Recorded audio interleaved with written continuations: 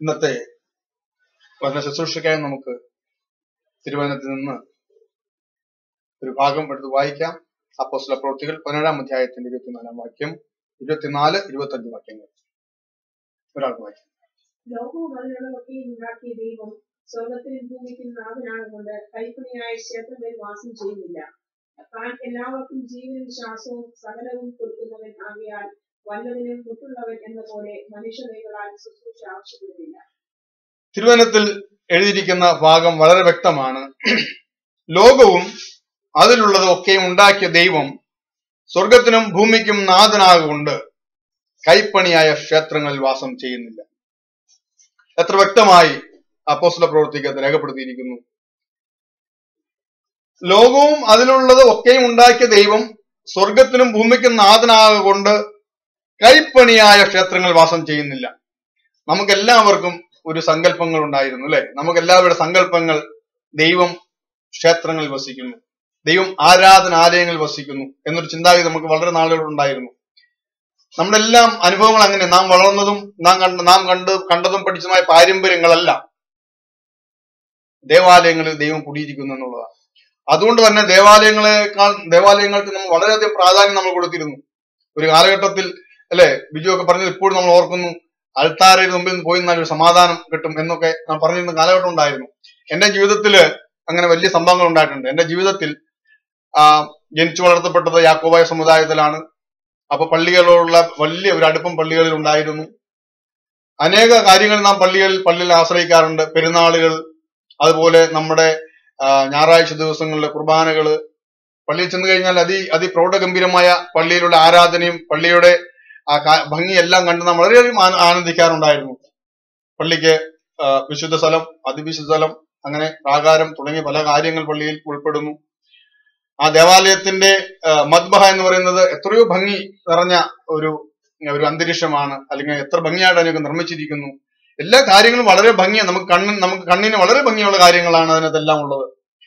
അപ്പൊ ആരാധനാലയങ്ങളെ കുറിച്ച് അങ്ങനെ ഒരു മനോഭാവത്തിൽ നാം വളർന്നത്, നമ്മളെ പഠിപ്പിച്ചതും നാം കണ്ടതും ചെയ്തതും എല്ലാം അങ്ങനെയാണ്. പക്ഷെ ഇവിടെ വചനത്തിൽ നമ്മൾ ആ പഠിച്ചിരിക്കുന്നതിന് വിപരീതമായിട്ടൊരു ഒരു വചനം അവിടെ എഴുതിയിരിക്കുന്നത്, ദൈവം കൈപ്പണിയായ മനുഷ്യൻ നിർമ്മിച്ചതായി യാതൊരു ക്ഷേത്രങ്ങളിലും ദൈവം വസിക്കുന്നില്ല. അപ്പൊ അങ്ങനെ ചിന്ത വരാനുള്ള കാരണം എന്താ? അങ്ങനെ ഒരു ചിന്ത നമ്മുടെ ഉള്ളിൽ വരാൻ കാരണമെന്ത്? ദേവാലയങ്ങൾക്ക് ഇത്ര പ്രാധാന്യം നാം കൊടുക്കാൻ കാരണം എന്തെന്ന് ചോദിച്ചു കഴിഞ്ഞാൽ, സ്തോത്രം, ഞാൻ എപ്പോഴും ഓർക്കുന്നുണ്ട്, എന്റെ ജീവിതത്തിൽ വലിയൊരു പ്രതിസന്ധി വന്ന സമയത്ത്, വലിയൊരു വിഷമഘട്ടം വന്ന സമയത്ത്, ഞാന് ഒരുപക്ഷെ പ്രാർത്ഥിക്കാൻ പോലും കൂടുതൽ ഇമ്പോർട്ടൻസ് കൊടുക്കാതെ ഞങ്ങളുടെ പള്ളിക്ക് 3 വട്ടം മുട്ടുകുത്തി ഞാൻ പ്രദക്ഷിണം ചെയ്തു. മുട്ടുകുത്തി. അന്ന് ഞങ്ങളുടെ പള്ളിയുടെ ചുറ്റത്ത് കുറച്ച് പുല്ലുകളൊക്കെ ഉണ്ടായിരുന്നതുകൊണ്ട് എന്റെ മുട്ടിൽ ഒത്തിരി തൊലി പോയില്ല. കുറച്ച് തൊലിയൊക്കെ പോയുള്ളൂ. കാരണം എന്റെ ഫ്രണ്ടിലൊക്കെ കുറച്ച് മണലുണ്ടായിരുന്നുള്ളൂ. ആ മണൽ തരിയൊക്കെ മുട്ടുകുത്തി ഇത് കുറച്ച് പോയിട്ടുണ്ടായിരുന്നു. പക്ഷെ ഞാൻ ഏകദേശം ആ ആഴ്ചയിൽ തന്നെ ഞാൻ കോതമംഗലം പള്ളി, അതുപോലെ കടമറ്റം പള്ളി, ഈ 2 പള്ളിക്ക് ഞാൻ സെയിം ദിവസത്തിൽ തന്നെ ഞാൻ 3 പ്രാവശ്യം ഒരേ പള്ളിക്ക് ഞാൻ മുട്ടുകുത്തി നടന്നു ചുറ്റും. കോതമംഗലം പള്ളിയുടെ മുറ്റം എന്ന് പറഞ്ഞു കഴിഞ്ഞാൽ നിറയെ മണൽത്തരികളാണ്. എന്റെ മുട്ടിൽ മണൽത്തരികൾ തറച്ചു കയറിയതൊന്നും വകവയ്ക്കാതെ എന്റെ കാര്യസാധ്യത്തിന് വേണ്ടി ഞാൻ ആ പള്ളിക്ക് 3 വട്ടം ആരംഭിച്ചു. അന്ന് തന്നെ കടമറ്റം പള്ളിക്ക് ഞാൻ 3 വട്ടം ആരംഭിച്ചു. എന്റെ കാലിന്റെ മുട്ടയുടെ ധാരധാരിയായി രക്തമൊഴുകി. അത്രയേറെ പള്ളിയൊക്കെ നമ്മൾ ബഹുമാനിച്ചിരുന്നു. അതുപോലെ അനേക പുരോഹിതന്മാരുടെ കബറിടങ്ങൾ പള്ളിക്കകത്ത് ഉള്ളത് കൊണ്ട് അവയൊക്കെ നാം വലിയ രീതിയിൽ നാം കണ്ടിരുന്ന ഒരു കാലഘട്ടം ഉണ്ടായിരുന്നു. എന്നാൽ ജീവിതത്തിൽ വന്ന വലിയൊരു പ്രതിസന്ധി, വേറൊരു പ്രതിസന്ധി, 98-ൽ എനിക്ക് വന്ന വലിയൊരു രോഗവും, ഡോക്ടർ ആ സമയത്ത് ഇതിന് മരുന്ന് കൊണ്ടുള്ളൊരു പ്രതിവിധി നിങ്ങൾക്ക് കിട്ടത്തില്ല എന്ന് പറഞ്ഞ ആ സമയത്ത് തന്നെ എന്റെ ഭാര്യയുടെ 3ാമത്തെ അബോർഷനും നടന്നു. ആ പ്രഗ്നൻസിയുടെ സമയത്ത് ഏറ്റവും വലിയ ഗൈനക്കോളജിസ്റ്റിനെ കൊണ്ട് ചികിത്സ നടത്തിക്കൊണ്ടിരുന്ന കാലഘട്ടത്തിലാണ് സംഭവിച്ചത്. പക്ഷെ അന്ന് ആ ഡോക്ടർ പറഞ്ഞു, ഇനി ഒരു കുഞ്ഞ് നിങ്ങൾക്ക് ഉണ്ടാകണമെങ്കിൽ അത് നിങ്ങൾ ദൈവത്തോട് പ്രാർത്ഥിക്കണം. അങ്ങനെ ജീവിതത്തിൽ വളരെ പ്രതിസന്ധി പ്രയാസങ്ങൾ വന്ന സമയത്ത് 2 സുവിശേഷകർ കടന്നു വന്ന് പറഞ്ഞു, നിങ്ങളുടെ ഈ പ്രശ്നങ്ങൾക്ക് പരിഹാരം നിങ്ങൾക്ക് ഉണ്ടാകണമെങ്കിൽ നിങ്ങൾ വേദപുസ്തകം വായിക്കണം, അതിനകത്ത് ശാപവും അനുഗ്രഹവും എഴുതപ്പെട്ടിരിക്കുന്നു. അങ്ങനെ ആരും സഹായിക്കാനും ആരും ഒരു ആശ്വാസവാക്കും പറയാനില്ലാതിരുന്ന സമയത്ത് അങ്ങനെ വേദപുസ്തകം വായിക്കാനും പഠിക്കാനും തുടങ്ങിയപ്പോഴാണ് സത്യങ്ങൾ മനസ്സിലായത്. അനേക സത്യങ്ങൾ മനസ്സിലാക്കിയ കൂട്ടത്തിൽ മനസ്സിലായ ഒരു കാര്യമാണ്, ദൈവം കൈപ്പണിയായ ക്ഷേത്രങ്ങൾ വസിക്കുന്നില്ല. അപ്പൊ ഈ ഒരു കാര്യം മനസ്സിലായപ്പോൾ നാം പിന്നെ ദൈവാലയത്തോടുള്ള ആ അന്ധമായ വിശ്വാസം ഉപേക്ഷിക്കാനിടയായി. കാരണം നാം ഒരു കാര്യം വേദപുസ്തകം നാം ഗ്രഹിച്ചാൽ അത് പാലിക്കുവാൻ അനുസരിക്കുന്ന നാം ബാധ്യസ്ഥര, അല്ലെങ്കിൽ നാം മറുതലിക്കുന്നവരായി തീർന്ന നാം ശാപത്തിന് അടിമയായി തീരും. അങ്ങനെ ജീവിതത്തിൽ അങ്ങനെ തീരുമാനമെടുക്കുകയും അങ്ങനെ ഈ ദേവാലയങ്ങളെ കുറിച്ചുള്ള വലിയ കാഴ്ചപ്പാടുകൾ അങ്ങനെ ഉണ്ടാകുന്ന ഒരു അന്ധവിശ്വാസം മാറുവാൻ ഇവിടെയായി തീർന്നു. എന്നാൽ ഞാൻ ചോദിക്കട്ടെ, എന്താ ദേവാലയങ്ങളെ കുറിച്ച് ഇങ്ങനെ ജനത്തിന് ഇങ്ങനെ ഒരു അഭിപ്രായം വരാനുള്ള കാരണം എന്ത്? ദേവാലയങ്ങളെ കുറിച്ച് ആളുകൾക്ക് ഇങ്ങനെ അന്ധമായ ഒരു വിശ്വാസം വരാനുള്ള കാരണം എന്ത്? ആ കാരണം എന്തെന്ന് ചോദിച്ചു കഴിഞ്ഞാൽ വിശുദ്ധ വേദപുസ്തകത്തിൽ തന്നെ അതിന് മറുപടി ഉണ്ട്. വേദപുസ്തകത്തിൽ തന്നെ അനേക കാര്യങ്ങൾ അതിന് നമുക്ക് മനസ്സിലാക്കാവുന്നതുണ്ട്.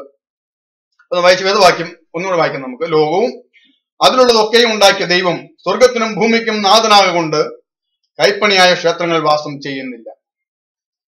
താൻ എല്ലാവർക്കും ജീവനും ശ്വാസവും സകലവും കൊടുക്കുന്നവനാകയാൽ വല്ലതിനും മുട്ടുള്ളവൻ എന്ന പോലെ മനുഷ്യ കൈകളാൽ ശുശ്രൂഷയും ആവശ്യപ്പെടുന്നില്ല. അപ്പൊ ഏതെങ്കിലും മനുഷ്യൻ ദൈവത്തെ ഒന്ന് ശുശ്രൂഷിക്കാമെന്നോ എന്തെങ്കിലും കാര്യം ദൈവത്തോട് ചെയ്യാമെന്നൊരു മനുഷ്യൻ ചിന്തിക്കുന്നുവെങ്കിലും ഈ വചനം വ്യക്തമായിട്ട് പറയുന്നു, ദൈവത്തിന് അതിന്റെ ആവശ്യമില്ല. വ്യക്തമാണ് ആ കാര്യം. പുതിയ നിയമത്തിലെ ഹല്ലേലൂയ സ്തോത്രം ഈ വ്യക്തമായ ഈ വാക്യങ്ങളെ നമ്മുടെ മനസ്സിൽ നാം മറക്കാതെ നാം സൂക്ഷിക്കേണ്ടത് ആവശ്യമാണ്. എന്നാൽ മനുഷ്യൻ എന്തുകൊണ്ട് ഇങ്ങനെ ദേവാലയത്തെ കുറിച്ച് അന്ധമായ ഒരു വിശ്വാസം വരാനുള്ള കാരണം എങ്ങനെ ഉണ്ടായി, ദേവാലയത്തിന്റെ പ്രാധാന്യം എന്തെന്നുള്ളത് നാം വായിച്ചു കഴിഞ്ഞാൽ, നാം ചിന്തിച്ചു കഴിഞ്ഞാൽ അതിന് നാം പഴയ നിയമത്തിലേക്ക് കടന്നു പോകേണ്ടി വരും. പഴയ നിയമത്തിൽ ആദ്യമായി ദേവാലയം എന്നുള്ള ആശയം കടന്നു വരാൻ ഇടയായത് പുറപ്പാട് പുസ്തകം 25-ാം അധ്യായം അതിന്റെ 8-ാം വാക്യത്തിൽ ദൈവം മോശയോട് പറയുന്നു, ഞാൻ അവരുടെ നടുവിൽ വസിപ്പാൻ അവർ എനിക്ക് വിശുദ്ധ മന്ദിരം ഉണ്ടാക്കണം, തിരുനിവാസവും അതിന്റെ ഉപകരണങ്ങളും ഞാൻ കാണിക്കുന്ന മാതൃകപ്രകാരം തന്നെ വേണം. അപ്പോൾ മോശയ്ക്ക് ദൈവം കൽപ്പന കൊടുക്കുന്നു. പുറപ്പാട് പുസ്തകം 25-ാം അധ്യായം അതിന്റെ 8-ാം വാക്യം.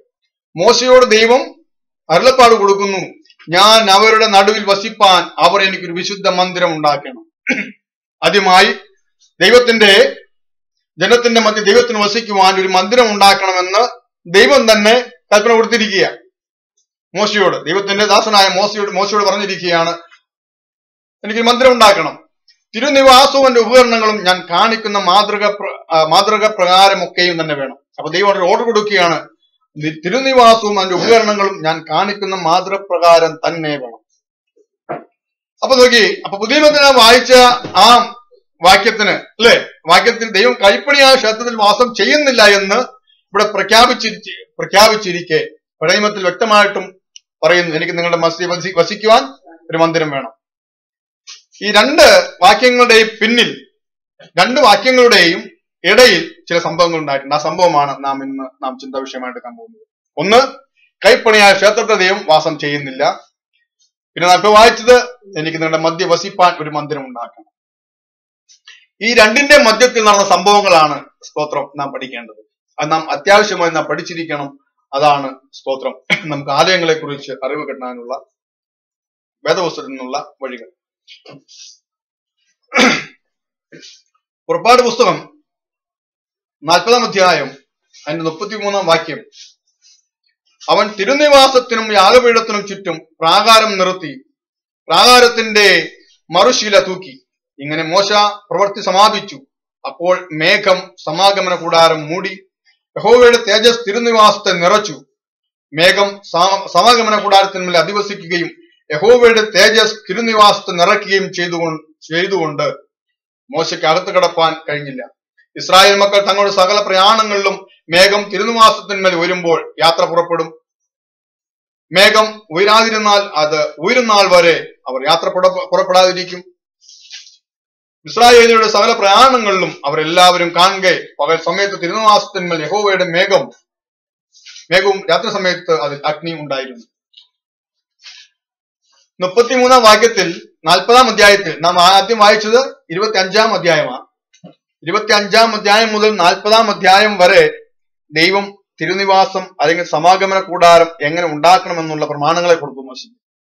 40-ാം അധ്യായത്തിൽ വന്നപ്പോൾ മോശ ദൈവം പറഞ്ഞതുപോലെ സമാഗമന കൂടാരം നിവർത്തിച്ചു. 33 വാക്യം എഴുതിയിരിക്കുന്നത്, അവൻ തിരുനിവാസത്തിനും യാഗപീഠത്തിനും ചുറ്റും പ്രാകാരം നിർത്തി പ്രാകാരവാതിലിന്റെ മറുശീല തൂക്കി. ഇങ്ങനെ മോശ പ്രവൃത്തി സമാപിച്ചു. അപ്പൊ മോശ ദൈവം പറഞ്ഞതുപോലെല്ലാം പറഞ്ഞത് പ്രകാരം തന്നെ മന്ദിരം ഉണ്ടാക്കി ആ പണി സമാപിച്ചു. പെട്ടെന്ന് അവിടെ അടുത്ത വാക്യം 34-ാം വാക്യത്തിൽ, അപ്പോൾ മേഘം സമാഗമന കൂടാരം മൂടി, യഹോവയുടെ തേജസ് തിരുനിവാസത്തിൽ നിറച്ചു. 35-ാം വാക്യം, മേഘം സമാഗമന കൂടാരത്തിൽ അധിവസിക്കുകയും യഹോവയുടെ തേജസ് തിരുനിവാസം നിറയ്ക്കുകയും ചെയ്തതുകൊണ്ട് മോശയ്ക്ക് അകത്ത് കടപ്പാൻ കഴിഞ്ഞില്ല. കണ്ടോ? അപ്പൊ മരുഭൂമിയിൽ വെച്ച് ദൈവം മോശയോട് അരുളി ചെയ്തു, എനിക്ക് നിങ്ങളുടെ മധ്യ വസിക്കാൻ ഒരു കൂടാരം വേണം, ഞാൻ പറയുന്ന മാതൃപ്രകാരം ഉണ്ടാക്കണം. മോശ അതുപോലെ ചെയ്തു. ഉടനെ അവിടെ ദൈവത്തിന്റെ ആത്മാവ് അവിടെ ഇറങ്ങി, ദൈവ തേജസ് അവിടെ ഇറങ്ങി എന്ന് നാം വായിക്കുന്നു. അപ്പൊ എത്ര വ്യക്തമാ! അപ്പൊ ദൈവം കൈപ്പണിയായ കൂടാരങ്ങൾ വാസം ചെയ്യുന്നു എന്ന് പഴയ നിയമം പഠിപ്പിക്കുന്നില്ലേ? പുതിയ നിയമത്തിൽ പറഞ്ഞതിന് വിപരീതമായി പഴയ നിയമത്തിൽ അല്ലെ മന്ദിരത്തിൽ ദൈവം വസിക്കുന്നു എന്ന് നമുക്ക് മനസ്സിലായി. മേഘം ഉയരാതിരുന്നാൽ അത് ഉയരും നാൾ വരെ യാത്ര പുറപ്പെടാതിരിക്കും. 38-ാം വാക്യം, ഇസ്രായേലിന്റെ സകല പ്രയാണങ്ങളിലും അവരെല്ലാവരും കാണുക പകൽ സമയത്ത് തിരുനിവാസത്തിന്മേൽ യഹോവയുടെ മേഘവും രാത്രി സമയത്ത് അതിൽ അഗ്നി ഉണ്ടായിരുന്നു. അങ്ങനെ ദൈവത്തിന്റെ കൽപ്പന പ്രകാരം മോശ മരുഭൂമിയിൽ മന്ദിരം ഉണ്ടാക്കി. ദൈവത്തിന്റെ തേജസ് അവിടെ ഇറങ്ങി എന്ന് വ്യക്തമായിട്ട് നമുക്ക് ഈ വാക്യങ്ങൾ മനസ്സിലായി. ഇനി അടുത്ത ചില വാക്യങ്ങൾ നമുക്ക് പരിശോധിക്കാം. 1 ദിനവൃത്താന്തം 28-ാം അധ്യായത്തിൽ ഇസ്രായേൽ രാജാവായ ദാവീദിനോട് ദൈവം ആലയം പണിയാൻ പറയുന്നു. അപ്പൊ ഇതിന്റെ ഇടയ്ക്ക് മരുഭൂമിയിലൂടെ 40 വർഷം യാത്ര ചെയ്ത ഇസ്രായേൽ മക്കൾ ഇസ്രായേലിൽ വന്ന് താമസം ആരംഭിച്ചു. അങ്ങനെ ഇസ്രായേലിന്റെ ആദ്യത്തെ രാജാവായ ശൗലിന് ശേഷം രണ്ടാമത്തെ രാജാവായ ദാവീദിന്റെ കാലത്ത് ദൈവം ദാവീദിന് അരുളപ്പാട് കൊടുക്കുകയാണ്, നിങ്ങൾ എനിക്ക് ഒരു മന്ദിരം ഉണ്ടാക്കണം. അപ്പൊ പ്രയാണകാലത്ത് ദൈവത്തിന് അവരുടെ ഇടയിൽ വസിക്കുവാൻ ദൈവത്തിന് മന്ദിരം വേണമായിരുന്നു. ഇപ്പോൾ അവർ യെരൂശലേമിൽ എത്തി. ഇനി അവർക്ക് യെരൂശലേമിൽ ദൈവത്തിന് ഒരു മന്ദിരം വേണം. അതിന് 1 ദിനവൃത്താന്തം 28-ാം അധ്യായത്തിൽ അത് വ്യക്തമായി എഴുതിയിട്ടുണ്ട്. ദൈവം ദാവീദിനോട് കൽപ്പിച്ചു. ദാവീദിനോട് ആ അധ്യായം മൊത്തം വായിച്ച നിങ്ങൾക്ക് എന്ന സംഭവങ്ങളെല്ലാം വിശദമായി നിങ്ങൾക്ക് കിട്ടും. അധ്യായത്തിൽ ഇസ്രായേൽ രാജാവായ ദാവീദിനോട് ആലയം പണിയുവാൻ രേഖാമൂലം ദൈവം ദാവീദിനെ ഗ്രഹിപ്പിച്ചതായിട്ട് നമുക്കിവിടെ കാണുവാൻ കഴിയും. ദാവീദിന്റെ മകനായ ശലോമോൻ രാജാവായിരിക്കുമ്പോൾ യഹോവയുടെ ആലയം പണിയുവാൻ തുടങ്ങി. അത് 1 രാജാക്കന്മാരുടെ പുസ്തകം 6-ാം അധ്യായത്തിന്റെ 1-ാം വാക്യത്തിൽ, ഇസ്രായേൽ മക്കൾ മിസ്രൈം ദേശത്ത് നിന്ന് പുറപ്പെട്ടതിന്റെ 480-ാം സംവത്സരത്തിൽ ഇസ്രായേലിൽ ശലോമോന്റെ വാഴ്ചയുടെ 4-ാം ആണ്ടിൽ 2-ാം മാസമായ സിയു മാസത്തിൽ അവൻ യഹോവയുടെ ആലയം പണിയുവാൻ തുടങ്ങി. അപ്പൊ നോക്കിയേ, സ്തോത്രം. അങ്ങനെ യെരൂശലേമിൽ ദാവീദിന്റെ മകനായ ശലോമോൻ യെരൂശലേമിൽ ദൈവത്തിന് ആലയം പണിയാൻ തുടങ്ങി എന്ന് വ്യക്തമായി നാം ഇവിടെ കാണുന്നു. ആലയം പണി 1 രാജാക്കന്മാരുടെ പുസ്തകം 8-ാം അധ്യായം 15-ാം വാക്യത്തിൽ, യഹോവയുടെ തേജസ് യഹോവയുടെ ആലയത്തിൽ നിറഞ്ഞതുകൊണ്ട് മേഘം നിമിത്തം ശുശ്രൂഷ ചെയ്യേണ്ടതിന് നിൽപ്പാൻ പുരോഹിതന്മാർ കഴിഞ്ഞില്ല. അപ്പൊ നോക്കി, അപ്പൊ യെരൂശലേമിൽ ദേവാലയം പണി ശലോമോൻ തുടങ്ങി. ദേവാലയം പണി കഴിഞ്ഞു. ദേവാലയം പണി കഴിഞ്ഞപ്പോൾ ദൈവത്തിന്റെ ആത്മാവോടെ ഇറങ്ങി. അവിടെ ആർക്കും നിൽപ്പാൻ കഴിഞ്ഞില്ല. അതുപോലെ അവിടെ മേഘം ഇറങ്ങി എന്ന് നാം കാണുന്നു. അപ്പൊ നോക്കി, അപ്പൊ ഭൂമിയിലെ ആലയം പണിതെടുത്തെല്ലാം എന്ത് സംഭവിച്ചു? ദൈവം ഇറങ്ങിയെന്ന് കാണുന്നു അല്ലെ? കൈപ്പണിയായ ക്ഷേത്രത്തിൽ ദൈവം ഇറങ്ങിയെന്ന് നാം പഴയ നിയമത്തിൽ കാണുന്നു. പുതിയ നിയമത്തിൽ നാം വായിച്ചതിന് വിപരീതമായി പഴയ നിയമത്തിൽ കൈപ്പണിയായ ക്ഷേത്രത്തിൽ ദൈവത്തിന്റെ ശക്തന ഇറങ്ങി, ദൈവത്തിന്റെ തേജസ് ഇറങ്ങി എന്ന് നാം വ്യക്തമായിട്ട് ഇവിടെ കാണുന്നു. സ്തോത്രം. അപ്പോൾ ഈ ആലയം പണിയുമ്പോൾ ഈ ആലയം എങ്ങനെ ആയിരിക്കണമെന്ന് മോശയോടും ദൈവം കൊടുത്തിരുന്നു. അതുപോലെ ദാവീദിനോടും ദൈവം കൽപ്പിച്ചിരുന്നു. ഈ ആലയത്തിൽ നിങ്ങൾ എങ്ങനെ ജീവിക്കണം, ഈ ആലയത്തിൽ നിങ്ങൾ എങ്ങനെ ആരാധിക്കണം, ഈ ആലയത്തിന് എപ്രകാരം സൂക്ഷിക്കണം എന്നുള്ള നിബന്ധനകൾ ദൈവം കൊടുത്തിരുന്നു. അത് എഴുതിയിരിക്കുന്നത് 1 രാജാക്കന്മാരുടെ പുസ്തകം. ഒരാൾ എടുത്തോട്ടെ. 1 രാജാക്കന്മാരുടെ പുസ്തകം 9-ാം അധ്യായത്തിന്റെ 6-7 വാക്യങ്ങൾ ഒരാൾ വായിച്ചോട്ടെ. 1 രാജാക്കന്മാർ. നിങ്ങളോ നിങ്ങളുടെ പുത്രന്മാരോ എന്നെ വിട്ടുമാറി നിങ്ങളുടെ മുമ്പിൽ വച്ചിരിക്കുന്ന എന്റെ കൽപ്പനകളും ചട്ടങ്ങളും പ്രമാണിക്കാതെ ചെന്ന് അന്യദൈവങ്ങളെ സേവിച്ച് നമസ്കരിച്ചാൽ ഞാൻ ഇസ്രായേലിന് കൊടുത്തിരിക്കുന്ന ദേശത്ത് നിന്ന് അവരെ പറിച്ചു കളയും. എന്റെ നാമത്തിനു വേണ്ടി ഞാൻ വിശുദ്ധീകരിച്ചിരിക്കുന്ന ഈ ആലയവും ഞാൻ എന്റെ മുമ്പിൽ നിന്ന് നീക്കിക്കളയും. ഇസ്രായേൽ സകല ജാതികളുടെയും ഇടയിൽ പഴഞ്ചൊല്ലും പരിഹാസവും ആയിരിക്കും. ഈ ആലയം എത്ര ഉന്നതമായിരുന്നാലും കടന്നു പോകുന്ന ഏവനും അതിനെ കണ്ട് സ്തംഭിച്ച് ചൂളകുത്തി യഹോവ ഈ ദേശത്തിനും ഈ ആലയത്തിനും ഇങ്ങനെ വരുത്തിയത് എന്തെന്ന് ചോദിക്കും. മതി. അപ്പൊ നോക്കി, നിബന്ധനകൾ കണ്ടോ? ആലയം പണിയുവാൻ ദൈവം ഉത്തരവ് കൊടുത്തു, ആലയം പണിതു. പക്ഷെ ദൈവം പറഞ്ഞിരിക്കുന്ന പ്രധാനപ്പെട്ട വിഷയം കണ്ടോ? മറന്നു പോകരുത്. ഒരു കാര്യവും നമ്മൾ കൂടുതൽ എക്സ്പ്ലനേഷൻ പോകേണ്ട കാര്യമില്ല. വ്യക്തമായ കാര്യങ്ങൾ.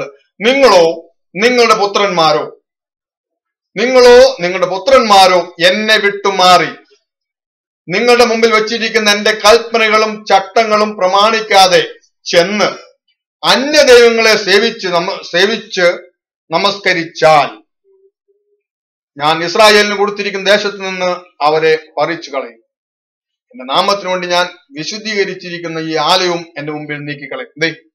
നോക്കി, ഈ ആലയം നീക്കിക്കളയെന്ന് എഴുതി വെച്ചിട്ടുണ്ട് കണ്ടോ? അപ്പൊ ഈ ആലയം എന്തിനു വേണ്ടിയുള്ളതാ? ദൈവത്തിന് വസിക്കാനുള്ളതാണെങ്കിലും നിങ്ങൾ ഇതിനെ കയറി അശുദ്ധമാക്കിയാൽ ഞാൻ നശിപ്പിച്ചോളയും. മനസ്സിലായോ? നിബന്ധന കണ്ടോ? ഈ നിബന്ധന വളരെ പ്രധാനപ്പെട്ട വിഷയമാണ്. എന്തുകൊണ്ട് ഇന്ന് ഇസ്രായേലിൽ ഒരു ആലയമില്ല? എന്തുകൊണ്ട് ഈ വാഗ്ദത്തം കൊടുത്തവരുടെ മുന്നിൽ ഇന്ന് ദേവാലയം ഇല്ലാതെ ഇരിക്കുന്നു എന്നുള്ളത് നാം മറന്നു പോകരുത്. സ്തോത്രം. നമ്മൾക്കറിയാം, നമ്മുടെ കർത്താവായ യേശു ക്രിസ്തുവിന്റെ കാലത്ത്, അതിന് മുമ്പ് അനേക വിഷയങ്ങളുണ്ട് നമുക്ക് പഠിക്കാൻ. യേശു ക്രിസ്തുവിന്റെ കാലത്ത് യേശു ക്രിസ്തുവിനെ ക്രൂശിക്കാൻ വേണ്ടി പിലാത്തോസിനെ ഏൽപ്പിച്ചു കൊടുക്കുമ്പോൾ യഹൂദന്മാർ പറഞ്ഞൊരു വാക്യമുണ്ട്, ഇവന്റെ പാപം ഞങ്ങളുടെ മേൽ, ഇവന്റെ രക്തം ഞങ്ങളുടെ മേലും ഞങ്ങളുടെ സന്തതിമേലും വരട്ടെ. ഒരു ശാപം ഏറ്റുവാങ്ങിയ ചരിത്രമുണ്ട് ഇസ്രായേലിന്. സ്തോത്രം. എന്നാൽ അതിനു മുമ്പായിട്ട് വേദത്തിൽ തന്നെ പുസ്തകത്തിൽ വീണ്ടും എഴുതിയിരിക്കുന്ന വാക്യങ്ങൾ നമുക്ക് വായിക്കാം. ഈ ആലയത്തിന് തുടർന്ന് എന്ത് സംഭവിച്ചു എന്നുള്ളത് തുടർന്നുള്ള അധ്യായങ്ങൾ നാം ചിന്തിക്കേണ്ടത് ആവശ്യമാണ്. 2 രാജാക്കന്മാരുടെ പുസ്തകം 25-ാം അധ്യായം അതിന്റെ 8, 9, 10 വാക്യങ്ങളിൽ എഴുതിയിരിക്കുന്നു. 5-ാം മാസം 7-ാം തീയതി നെബൂഖദ്നേസർ രാജാവ് എന്ന ബാബേൽ രാജാവിന്റെ 19-ാം ആണ്ടിൽ തന്നെ ബാബേൽ രാജാവിന്റെ ഭൃത്യനായ അകമ്പടി നായകനായ നെബൂസർദാൻ യെരുശലേമിൽ വന്നു. അവൻ യഹോവയുടെ ആലയവും രാജധാനിയും ചുട്ടുകളഞ്ഞു. യെരുശലേമിലെ എല്ലാ വീടുകളും പ്രധാന ഭവനങ്ങളോ ഒക്കെയും അവൻ തീ വെച്ച് ചുട്ടുകളഞ്ഞു. അകമ്പടി നായകനോട് കൂടെ ഉണ്ടായിരുന്ന കൽദയ സൈന്യമൊക്കെയും യെരുശലേമിന്റെ ചുറ്റുമതിലുകളെ ഇടിച്ചു കളഞ്ഞു. നോക്കിയേ, ഈ പ്രസ്താവന കേട്ടോ? ഈ യെരുശലേം ദേവാലയം എന്ത് പറ്റി? നിബന്ധന എന്തായിരുന്നു? നിങ്ങളോ നിങ്ങളുടെ പുത്രന്മാരോ ഇതിനെ അന്യദൈവങ്ങളെ സേവിക്കുകയോ ആരാധിക്കുകയോ ചെയ്താൽ ഞാൻ ഇതിനെ നശിപ്പിച്ചു കളയും. ഇപ്പൊ എന്താ പറഞ്ഞിരിക്കുന്നത്? 2 രാജാക്കന്മാർ 25-ാം അധ്യായം എന്താ പറഞ്ഞിരിക്കുന്നത്? ദേവാലയം നശിപ്പിച്ചു,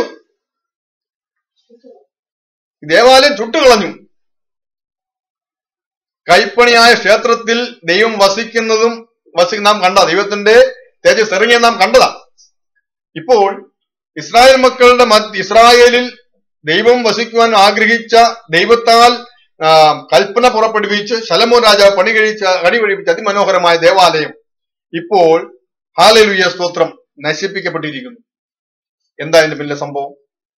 ഇതിന്റെ പിന്നിലെ സംഭവങ്ങൾ നമുക്കൊന്ന് ചെറുതൊന്ന് നമുക്ക് വായിക്കേണ്ടത് ആവശ്യമാണ്. സ്തോത്രം. എന്തുകൊണ്ട് ഈ ആലയം ബാബേൽ രാജാവായ നെബൂഖദ്നേസർ വന്ന് നശിപ്പിക്കുവാനിടയായി? 2 രാജാക്കന്മാരുടെ പുസ്തകം 17-ാം അധ്യായത്തിന്റെ ചില വാക്യങ്ങൾ നമുക്ക് നോക്കാം. എങ്കിലും അവർ 40-ാം വാക്യം, എങ്കിലും അവർ കേൾക്കാതെ തങ്ങളുടെ പണ്ടത്തെ മര്യാദ അനുസരിച്ച് നടന്നു. അങ്ങനെ ഈ ജാതികൾ യഹോവയെ ഭജിക്കുകയും തങ്ങളുടെ വിഗ്രഹങ്ങളെ സേവിക്കുകയും ചെയ്തു. പിതാക്കന്മാർ ചെയ്തതുപോലെ പുത്രന്മാരും പൗത്രന്മാരും ഇന്ന് വരെ ചെയ്തു വരുന്നു. ഇതിരിക്കുന്നത് കണ്ടോ? എങ്കിലും അവർ കേൾക്കാതെ തങ്ങളുടെ പണ്ടത്തെ മര്യാദ അനുസരിച്ച്. പണ്ടത്തെ മര്യാദ നമ്മൾ ഇന്ന് നമ്മുടെ നാട്ടിലൊക്കെ ചെന്ന് നമ്മുടെ വീട്ടിലൊക്കെ ചെന്ന് കഴിഞ്ഞാൽ നമ്മുടെ ആളുകൾ പറയും, ബൈബിളിൽ ഇങ്ങനെയായിട്ട് എഴുതിയേക്കണേ. അവര് പറയും അത് അവിടെ കയ്യിൽ വെച്ചാൽ മതി, ഞങ്ങൾക്ക് ഞങ്ങളുടെ പാരമ്പര്യം, ഞങ്ങളുടെ അപ്പനമ്മമാരുടെ അല്ലെ, ഞങ്ങളുടെ സഭ അല്ലെങ്കിൽ ഞങ്ങളുടെ കൂട്ടായ്മ അല്ലെങ്കിൽ ഞങ്ങളുടെ തറവാടിത്വം അല്ലെങ്കിൽ ഞങ്ങളുടെ പാരമ്പര്യം, ഇത് മാത്രമേ നമ്മുടെ ആളുകൾക്ക് പറയാനുള്ളൂ അല്ലെ. ഇവിടെ പറഞ്ഞിരിക്കുന്നുണ്ടോ? സ്തോത്രം. എങ്കിൽ അവർ കേൾക്കാതെ തങ്ങളുടെ പണ്ടത്തെ മര്യാദ അനുസരിച്ച് നടന്നു. കണ്ടോ? പണ്ടത്തെ മര്യാദ അനുസരിച്ച് നടന്നു. അങ്ങനെ ഈ ജാതികൾ യഹോവയെ ഭജിക്കുകയും കണ്ടോ, ഒരു സൈഡിലൂടെ അവർ എന്ത് ചെയ്യുക? യഹോവയെ ഭജിക്കുന്നു. മറുസൈഡിൽ എന്താ ചെയ്യുന്നേ? വിഗ്രഹങ്ങളെ സേവിക്കുന്നു. ഇന്ന് അങ്ങനെ ഉള്ളിടത്തുണ്ടോ? ഒരു സ്ഥലത്ത് ഭജനവും ഒരു സ്ഥലത്ത് വിഗ്രഹാരാധന ഇന്നുണ്ടോ? ഉണ്ട് അല്ലേ? നമ്മൾ അത് കണ്ടിട്ടാണ് പോന്നെ അല്ലേ? ഒരു സൈഡില് വലിയ ആരാധനയും ഭജനവും ധ്യാനങ്ങളും കാര്യങ്ങളും ഒക്കെ ഉണ്ട്, മറു സൈഡിൽ വലിയ ബിംബാരാധനയുണ്ട്. ദൈവത്തിന്റെ കൽപ്പനകളുടെ ഏറ്റവും പ്രധാനപ്പെട്ട വിഷയമാ നിങ്ങൾ വിഗ്രഹം ഉണ്ടാക്കുകയും ആരാധിക്കുകയും ചെയ്യുന്നുള്ളത്. അതിന്നും യാതൊരു പേടിയുമില്ലാതെ, യാതൊരു ദാക്ഷിണ്യവുമില്ലാതെ, ഒരു ഒരു ഒരു ഇതുമില്ലാതെ, പേടിയുമില്ലാതെ ഇന്ന് അത് വളരെ നിർഭയം അത് ആരാധിച്ചുകൊണ്ട് പോയിരുന്നു. അതിനെല്ലാവരും കൂട്ടുനിൽക്കുന്നു. അതിലെ സഭാ നേതൃത്വം, പൗരോഹിത്യ വർഗം എല്ലാം അതിന് കൂട്ടുനിൽക്കുന്നു. ഈ ദൈവവചനം, ഹല്ലേലൂയ സ്തോത്രം, ഇന്നും ദൈവത്തിന്റെ മനുഷ്യരുടെ മുമ്പിൽ പ്രസക്തി ഇല്ലാതെ കിടക്കുന്ന ദൈവവാക്യം. നാം പുതിയ നിയമം പലപ്പോഴും പലയിടത്തും വായിക്കുമ്പോൾ ഇസ്രായേൽ മക്കൾക്ക് ഭവിച്ചത് നമുക്ക് ദൃഷ്ടാന്തമായി കിടക്കുന്നു എന്ന് തിരുവചനം നമ്മെ ഓർപ്പിക്കുന്നുണ്ട്. ഇസ്രായേൽ മക്കൾക്ക് ഭവിച്ച അനർത്ഥം അത് നമുക്ക് ദൃഷ്ടാന്തമായി മുന്നിൽ കിടക്കുമ്പോൾ നാം ഭയത്തോടെ വേണം ജീവിക്കാനെന്ന് പല ഭാഗത്തും വേദപുസ്തകത്തിൽ താക്കീത് തന്നിട്ടും ഇന്നും ഒരു ഭാഗത്ത് ദൈവത്തെ ഭജിക്കുകയും അതുപോലെ തന്നെ സൈഡിൽ ഭയങ്കരമായ വിഗ്രഹാനം നടക്കുകയും ചെയ്യുന്നു.